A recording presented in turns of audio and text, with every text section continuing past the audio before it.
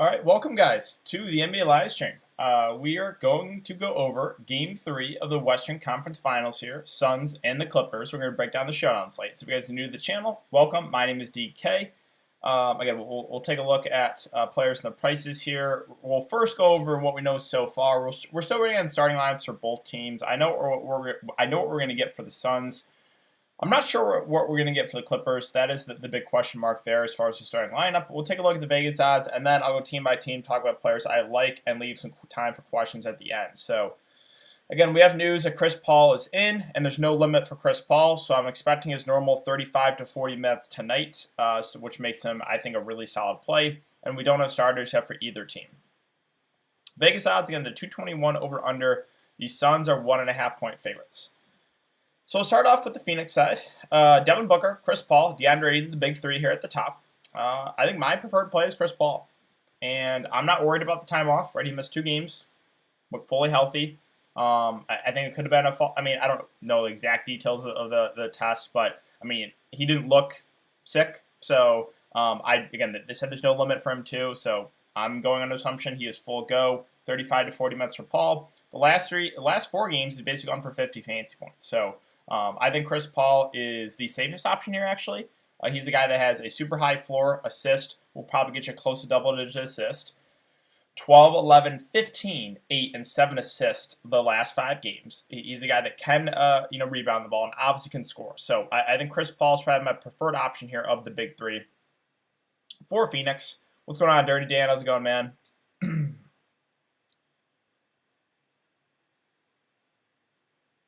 Yeah, he's also, that's true. He's also had a lot of time off, Chris Paul. We're getting mass Booker. Booker's got the mask on, a Rip Hamilton-esque. So Chris Paul, I really do like. Now, with Booker and Ayton, I think both are playable, obviously. Booker, he probably takes the biggest hit with Chris Paul back in the lineup. Now Booker's upside is still there. It's just the floor is a little bit lower because he won't do as many of the peripheral stats when Chris Paul is out there. And he also, he obviously had the floor game last game, only going for 29 fantasy points without Paul. Now, Booker is still firmly in play. He is. But if you're going to make me pick one of the 2 guards here for Phoenix, would rather get to Chris Paul for the discount. And then DeAndre Ayton at 9K. He had the big game last game. We should get 35-ish minutes from him. I actually think, I mentioned this in my YouTube video, but I think it helps if Zubac starts because that makes it so Ayton will be around the rim more. If they start small, then they can kind of stretch him like they did to Rudy Gobert. So game 1, he was just all right. Game 2 is when he really dominated when Zubac was out there for a good amount of the game. So keep an eye on the Clippers starting lineup. I think that will affect DeAndre Ayton. So, yeah, big 3, all in play. But Chris Paul definitely my preferred option there. I have no interest in campaign at 7-6 with Chris Paul back. He is way too pricey. And he obviously played well in his first 2 games without Chris Paul. But he's going to go back to his 15-ish, 15, maybe 20 minutes on the bench. Just way, way too pricey for campaign. Now, Bridges and Crowder, I don't love either. But if you're going to make me pick, I would much rather go Crowder. He is way cheaper, and both are pretty similar players. They're 3-and-D guys that are going to play over 30 minutes. Both can knock down some shots. Both had a 4-game actually last game. But yeah, the price on Bridges doesn't make a ton of sense for me to get there. So I'd rather get the Crowder of the 2 wings. And then as far as the bench goes, so Cam Johnson is not out of play at 4-4, but I don't love the price. His minutes should also go down with Chris Paul. He played 24 the first couple games. I think we go back to the 15 to 20 minutes from Cam Johnson, which still makes him playable. He's a guy that obviously can knock down some shots, right? Some corner threes. He's, again, a decent shooter, as I always say with Cam Johnson, but it's not creating him super, super cheap. Now, Torrey Craig, I think, is a really interesting contrarian value play. The reason I say that is because he put up a donut last game. But you don't have to go back too far to see some big games from Torrey Craig in limited minutes. 24, 22, and 18 fantasy points through the last 6 games. So what that's going to do is it's going to really lower the ownership on him. I don't think he's an optimal value play, but I do kind of like him as a contrarian play because the ownership is going to be low. It just will be. Now, if he... Let's just say he had 18 fantasy points 2 games ago. Let's just say he had 20 fantasy points last game.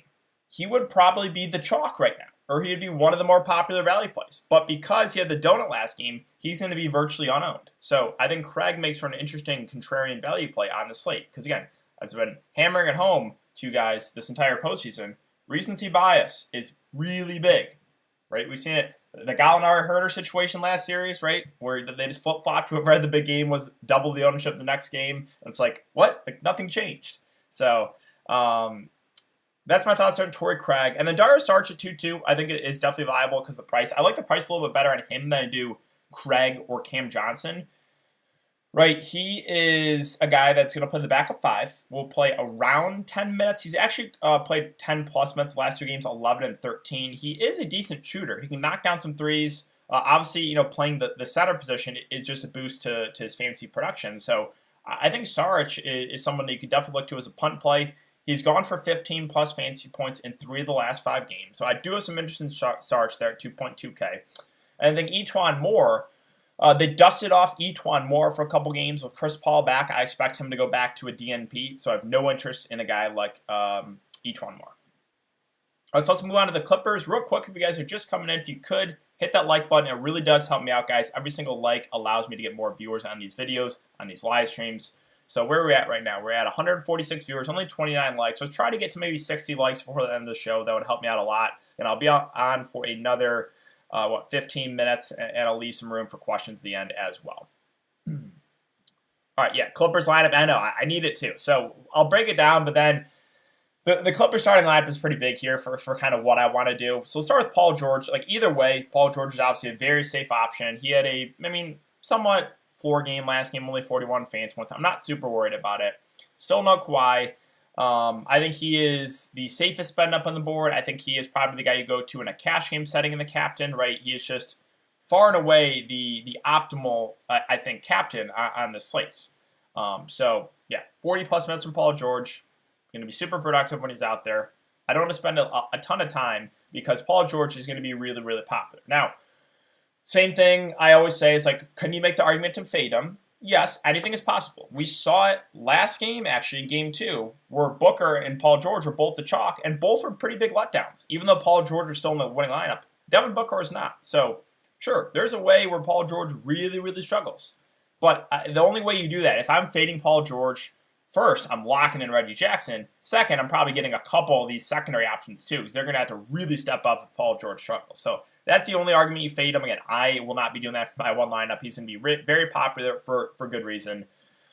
Now, of the mid-range guys, again, of Reggie, Batum, Morris, Reggie really stands out. Like, I think he's a really solid player at this price. He's played close to 40 minutes the last 3 games without Kawhi Leonard. He just gets a big boost. We saw it in the regular season, right? When one or both of Kawhi Leonard and Paul George are out, like, Reggie really stepped up. He had some big games in the regular season, and he's having some big games in the postseason. So I do like Reggie Jackson here. Definitely my preferred option of these kind of mid-range Clippers because of the upside. And because of the shot attempts, he's been shooting the ball well too. 16, 19, 15 shot attempts. I like Reggie Jackson a decent amount here in the mid-range. Nick Batum moved to the bench role last game, only played 16 minutes. Assuming he comes on the bench again, I have zero interest in him. And I don't have a ton of interest in Marcus Morris too. The reason is the minutes have been limited with that knee injury. He's been struggling shooting the ball too. Under 30 minutes the last 3 games. So that does worry me. Now, is there a way where he could play 40 minutes tonight? It's possible. If he comes out and the knee's not bothering him and he shoots well, sure. Because we saw Batum and Morris were pushing for 40 minutes in that last year. So keep on the starting lineup, but I think Morris is still at a price point where it doesn't make a ton of sense. If I'm going to one of these mid-range guys, it's going to be Reggie Jackson. Now with the value option. So Zubac started last game. He played 34 minutes. If Zubac starts again, I think he's a good value. My worry is he might move to the bench with Chris Paul in the starting lineup because we know Chris Paul loves using the pick and roll, and Zubac is a guy that gets abused on the defensive end in the pick and rolls. So we'll just have to monitor what the Clippers do. If Zubac starts, I think he's safe. If Zubac comes off the bench, who knows how many minutes he plays? He could play 15 to 20. He could play 5. So there's a lot more risk involved with Zubac if he doesn't start. So just monitor the starting lineup. Again, let's see. Do we have any news on that? I'm surprised we don't have it yet with about 25 minutes till the game starts. Yeah, still no news in starters. So, all right, Terrence Mann at 5K. If he comes off the bench again, I don't have a ton of interest. He would still be viable. It would be a lot riskier because he only played 19 minutes last game. Now, he was in some foul trouble, so maybe he would have played a little bit more. Again, starting lineup is going to be pretty big here for the Clippers. If he starts, I have more interest in Mann. If he comes to the bench, becomes riskier. And then Pat Beverly, assuming he starts, he started last game. They kind of want him on defense to guard Devin Booker. He played 26 minutes. If he starts again, I think he's one of the safer value plays. Now, not a great point per minute guy, but he's a guy that can get some blocks and steals. Right? He's obviously a good defender, a pesky defender. I mean, he can knock down shots at times. He's not going to shoot the ball a ton. But at this price point, and with the fact that he played 26 minutes, if he starts again, I think Pat Bev's a pretty solid value play. Now, Rondo's a guy at two-way who has played 22 and 17 minutes the last 2 games. If I knew we were going to get similar minutes to Rondo, I would play him. Now, I do think there's a chance that those minutes go down for Rondo, right? Because we saw last series he was getting some DNPs. He wasn't even playing. So there is some risk with Rondo, but if he plays normal minutes, I think he's one of the better, normal minutes as in normal minutes last 2 games of like around 20. If he plays around 20 minutes, he's one of the best values on the board. Again, a guy that is a good point per minute guy that can stuff the stat sheet, but I think there's a chance his minutes could be limited here. And then Luke Kennard. I mentioned that even though his minutes were down the first 2 games, or the last 2 games he played before the last one, I was like, hey, if he gets hot, they could extend him, they can close. And that's what happened, right? He actually knocked down some shots, and they played him 20 minutes. They closed with Luke Kennard. So there is a way where Luke Kennard plays more minutes. The issue is just the variance in those minutes, right? If he's not shooting well or just not playing well in general, they can limit him to under 10 minutes. So another one that's like pretty risky, but the reward is if he is staying out there, that means he's probably hitting some shots, and that means Luke Kennard will probably be in the winning lineup. So I do have some interest there in Luke Kennard as a riskier value play. And then Boogie Cousins, I think it's a DNP. He played 4 minutes last game. Like I mentioned the previous game, I was like, hey, I'm worried. I'm worried they limit him because how bad he was in the defensive end. So, yeah, I really don't have a ton of interest there in Boogie at 1.6. Like, if I knew for sure he's going to play 10 minutes tonight, I would play him because he's that good of a point per minute guy. But I don't think he's going to be in the rotation tonight. So that is our Matt, guys, for the team by team breakdown. Let's see. Any starters yet? This is getting late. Okay, so we literally just got it. And Zubac is starting again. All right. So Pat Bev, Reggie Jackson, Paul George, Morris, and Zubac. Same starters for the Clippers. And the Suns are starting Paul, Booker, Bridges, Crowder, and Ayton. All right. So let's just go back to the Clippers really quick and kind of break that down. So Zubac, I don't know if we get 34 minutes again, but if we get close to that, I think he's a good value play at this price. And then Pat Beverly, I also think is pretty safe. He's starting. I think he plays at least 20 minutes. Now, what that does for me, I'm completely off Batum. Batum is at 6'8", no interest there.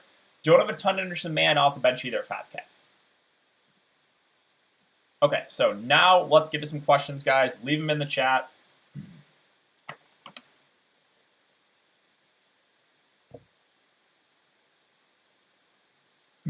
Yeah, so I think like a 20, 25 minute projection for Zubac is pretty fair. I don't think he plays 34 minutes again.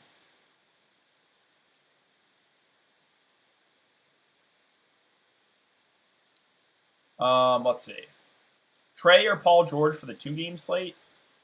It's a good question.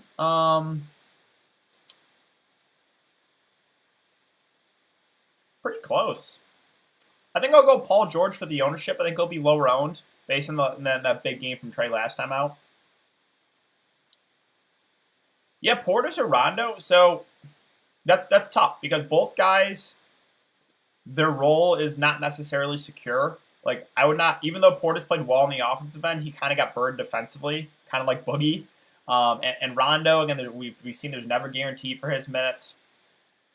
I'll say this, if both play 15 minutes, I'd rather have Portis. Both are good point per minute guys, but Portis is actually the better point per minute guy of the two, so I'd rather have Portis. CP3, Paul George, Ayton, Reggie, Mann, and Kennard.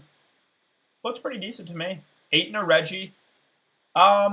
So price points, we have Ayton at 9K, Reggie at 7.8. Straight up, it's going to be Ayton for me over Reggie. However, point per dollar, I might have a small lean to Reggie Jackson there. Rebound props, I haven't looked into it. I'm more looking into it for the fantasy points. So I don't have a strong take on any rebound props there, unfortunately. Yeah, Rondo, Pat Bev. So Pat Bev is the safer play because he's starting. I think both are good values, though. If Rondo gets similar minutes, I like him too. So if you're building a chalky showdown lineup, maybe just go Rondo over Pat Bev. I mean, I think both are going to be popular. I will say that. Tori with the $10 super chat. Thank you, as always, for all your support. Two gamer. Let's see. So you got Chris Paul, Reggie Jackson, Pat Connaughton, Crowder, Zubac, Rondo, Giannis, and Ayton. I think that's pretty solid. Yeah, I have a little bit more. I have a stars and scrubs build for the two gamer. Yeah, I have a very, very stars and scrubs build for the two game slate. So it's pretty similar to mine. I see no issue. Like Crowder is obviously just a filler play for you, but hoping he gets you 20 to 25 fantasy points. Morris or Reggie if I'm playing Rondo. I would rather have Reggie. Yeah, I don't think I wouldn't be super worried about Reggie and Rondo's minutes, or I wouldn't be worried about Reggie's minutes. Like he's going to play close to 40 minutes. The issue is how many minutes does Rondo get? Paul George and Pat Connaughton, or Chris Paul and Crowder for the two gamer. I think I'd rather the second one. No, they said there's no limit for Chris Paul, so there's going to be no limit for him. I think he's a really solid play. I think people might be a little bit tentative to go to him after the couple of games that he missed, but I have zero fear of Chris Paul. You think Chris Paul takes away from Ayton? You could make the argument he actually helps him. Again, with DeAndre Ayton, there's not a lot of post-ups, right? If you watch the Suns play, they don't really – the offense doesn't run through Ayton. The way Ayton gets a lot of his real-life points are from, Chris Paul alley-oops or Booker alley-oops or, people driving and dumping it off to Ayton. There's not a ton. There's a couple, a couple post-ups for Ayton, but there's not a ton. So I think you could actually make the argument he helps him. Morris or Zubac? I'd rather play Zubac. Yeah. I will take him for the discount. Zubac over Crowder. It's tough because how many minutes does Zubac play here? If both played over 30, I'd rather have Zubac than Crowder. So I guess I'll lean to Zubac, but I'm not sure if he plays 34 minutes again. CP3, Reggie, Crowder, Giannis, Zubac, Beverly, Portis, and Ayton. That looks pretty solid for the two gamer. Man and Kennard or Zubac and Kennard. So basically, Man versus Zubac. I'll go Zubac. He's starting. Booker, 60% owned. Yeah, figured he'd still be pretty high owned. Booker, Rondo, Sarge, or Ayton, Morris, Beverly. First one for me. Yeah. Patrick Beverly or Rondo or Sarge or Luke Kennard and DK. Yeah. See, you got to make some tough calls in those value plays. I will say, I think Pat Beverly's the safest because he's actually starting. With Rondo and Kennard, their minutes can fluctuate. Sarge, we kind of know his role. I don't really have a super strong take there on which one of those guys I prefer. Again, Beverly the safest, but the combo of I'll say this. I think if Rondo plays 20 minutes tonight, I would rather Rondo be my preferred option. But we don't know that because of the way that Ty Lue's rotations have gone. Is it okay to leave over 1K? Of course. It'll make your lineup different. Yeah. Always down to leave some salary on the table. Did they say how many minutes CP3 is expected to play? They said no limit. So he's played basically close to 40 minutes in competitive games. I'm expecting 35 to 40. Paul George, Booker, Ayton, Kennard, Rondo. Looks pretty solid to me. Sarge, Cam Johnson, or Rondo, price doesn't matter.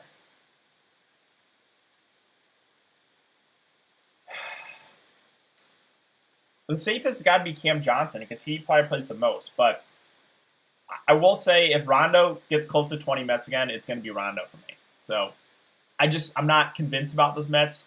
I would say I think the guy with the most upside is Rondo if the Mets are there. So favorite two Clippers off the bench. Probably, let's see. So I'm not playing Batum at that price.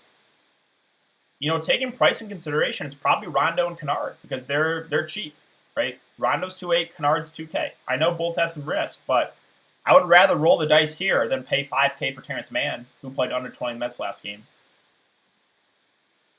All right, guys, we're coming up on time. I have to get out of here, so I'll stay in for another minute. Appreciate you guys for the support, as always. We've been hitting close to 200 viewers on these shorter Showdown live streams. Again, thank you for all the support. Let's see. Is Reggie Jackson captain a waste? No. I actually kind of like that. I think that'll make your lineup different. I don't think a ton of people like the optimal build is obviously Paul George in the captain. The Suns' big three will get some ownership in the captain spot. I think Reggie goes low owned. Yeah. Sarge and Craig or Pat Bev and Rondo. Probably the second one.